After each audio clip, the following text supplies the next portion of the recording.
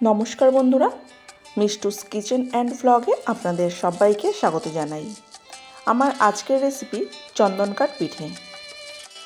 চন্দনের যেমন খুব সুন্দর একটা গন্ধ থাকে, এই পিঠাটারও খুব সুন্দর একটা গন্ধ হয়, আর পিঠেটার কালারটা একদম চন্দনের মতো হয়, তাই এই পিঠার নাম চন্দনকাঠ পিঠে। আসুন বন্ধুরা, দেখে নেওয়া যাক আমি কিভাবে বানিয়েছি এই চন্দনকাঠ পিঠে। চন্দনকাঠ পিঠে বানানোর জন্য আমি প্রথমে নিয়ে নিয়েছি 400 গ্রাম পরিমাণ গোবিন্দভোগ চাল। এখানে গোবিন্দভোগ চালটাই নিতে হবে, কারণ আতপ চাল নিলে পিঠে থেকে সুন্দর গন্ধটা আর হবে না। যেহেতু এটা চন্দনকাঠ পিঠে, তাই গোবিন্দভোগ চালটাই এখানে নিতে হবে। আমি প্রথমে চালটাকে 4-5 বার ভালো করে ধুয়ে জল ঝরিয়ে একদম শুকনো ঝরঝরে করে নিয়েছি। এবার এই চালটাকে একটা ব্লেন্ডার জারের মধ্যে নিয়ে নেব, তারপর এটাকে গুঁড়ো করে নেব।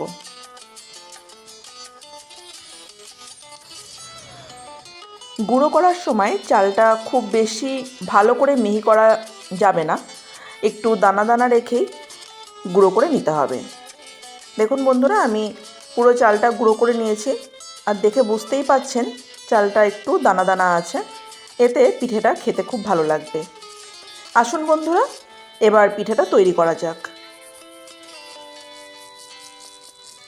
এই পিঠেটি বানানোর জন্য আমি আগে থেকেই 1.5 লিটার দুধ ভালো করে জাল করে ঠান্ডা করে রেখেছিলাম।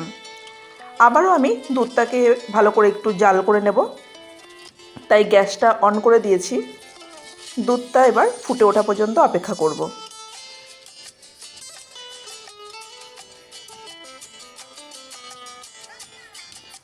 দেখুন বন্ধুরা, দুধটা এবার ফুটে উঠেছে।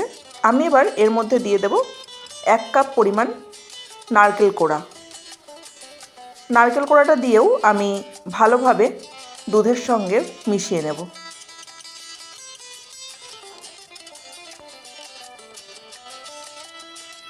বন্ধুরা, নারকেলটা আমার ভালোভাবে দুধের সঙ্গে মেশানো হয়ে গেছে। এবার আমি আগে থেকে যে চাল গুঁড়ো করে রেখেছিলাম, সেই চালের গুঁড়োটা অল্প অল্প করে দুধের মধ্যে দেব আর মেশাতে থাকব। একবারে পুরো চালের গুঁড়ো দেওয়া যাবে না, তাহলে দলা পাকিয়ে যেতে পারে। তাই আমি অল্প অল্প করে চালের গুঁড়ো দেব আর একটু একটু করে মিশিয়ে নেব। কিছুটা পরিমাণ চালের গুঁড়ো আমার দেওয়া হয়ে গেছে, এটা ভালো করে মিশিয়ে নিচ্ছি।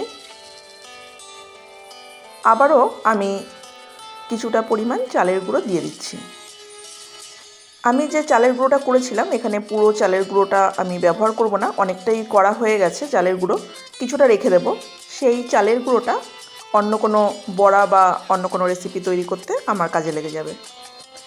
ওই চালের গুঁড়োটা ভালোভাবে দুধের সঙ্গে মিশিয়ে নিয়েছি। এই সময় কিন্তু গ্যাসের ফ্লেমটা একদম লোতে রাখতে হবে। আমি 15 মিনিট মতো রান্না করে নিয়েছি ভালোভাবে। তারপরে আমার চালের গুঁড়োটা সেদ্ধ হয়ে গেছে। এবার আমি এর মধ্যে দিয়ে দেব পাটালি গুড়। আমি গুড়টা আগে থেকে একটু গলিয়ে রেখেছিলাম, সেই গুড়টা আমি দিয়ে দিচ্ছি। আপনারা চাইলে এখানে আখের গুড় বা চিনিও ব্যবহার করতে পারেন, তবে পাটালি গুড় দিলে গন্ধটাও খুব ভালো হয়। গুড়টা আমি ভালোভাবে এবার মিশিয়ে নিচ্ছি। বন্ধুরা, আমার কড়াইটা একটু ছোট হয়ে গেছে, তাই আমার একটু অসুবিধা হচ্ছে। যাই হোক, আমি সাবধানে আস্তে আস্তে মিশিয়ে নেব। এইভাবে ঘুরিয়ে ঘুরিয়ে ভালোভাবে মিশিয়ে নিতে হবে। বন্ধুরা, আবারও বলছি, গ্যাসের ফ্লেমটা কিন্তু এই সময় একদম লোতে রাখতে হবে, না হলে নিচ থেকে লেগে যেতে পারে। দেখুন, আমার পুরো গুড়টা ভালোভাবে মেশানো হয়ে গেছে। এবার আমি এর মধ্যে দিয়ে দেব 1 চামচ পরিমাণে এলাচের গুঁড়ো। এলাচের গুঁড়োটাও আবারও ভালো করে একটু মিশিয়ে নিচ্ছি।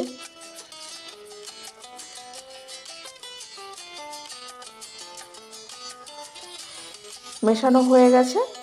সবশেষে আমি এর মধ্যে দিয়ে দেব 1 চামচ পরিমাণে ঘি।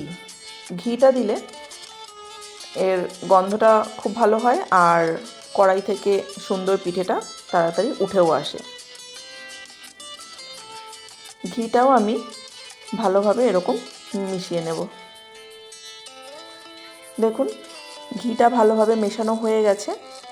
আর রান্নাটা করতে করতে ঘি দেওয়ার পরে দেখুন আস্তে আস্তে কড়াই থেকে পুরটা ছেড়েও যাচ্ছে, তার মানে বুঝতে হবে যে আমার এবার রান্নাটা হয়ে গেছে। আমি এবার গ্যাসটা অফ করে দিচ্ছি। আমি আগে থেকে থালায় ঘি ব্রাশ করে রেখেছিলাম। এবার এই থালাটার মধ্যে আমি ওই পুরটা, পিঠের পুরটা ঢেলে নেব।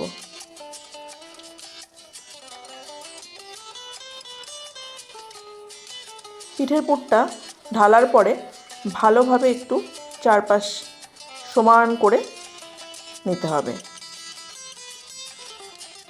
দেখুন আমি ছড়িয়ে সুন্দর সমান করে নিয়েছি। এবার আমি ওপর থেকে একটু দিয়ে দিচ্ছি ভাজা বাদাম গুঁড়ো। এতে পিঠাটা খেতেও খুব ভালো লাগবে আর পিঠাটা দেখতেও খুব সুন্দর হবে। আমি এবার দিয়ে দিচ্ছি একটু কাজু বাদাম গুঁড়ো। আপনারা চাইলে এখানে অন্য কোনো বাদাম বা কিশমিশ কাজু গোটা গোটা দিয়েও ওপরে সাজাতে পারেন। তো আমি এখানে গুঁড়োটাই ব্যবহার করেছি। গুঁড়োটা ছড়ানো হয়ে গেছে। আমি এবার এই থালাটা 3 ঘন্টার জন্য রেস্টে রেখে দেবো, যাতে এটা সেট হয়ে যায়। 3 ঘন্টা পরে ফিরে আসলাম। এবার আমি পিঠাটা কেটে দেখাচ্ছি আপনাদের। দেখুন বন্ধুরা, খুব সহজেই এবার পিঠাটা কাটা যাচ্ছে।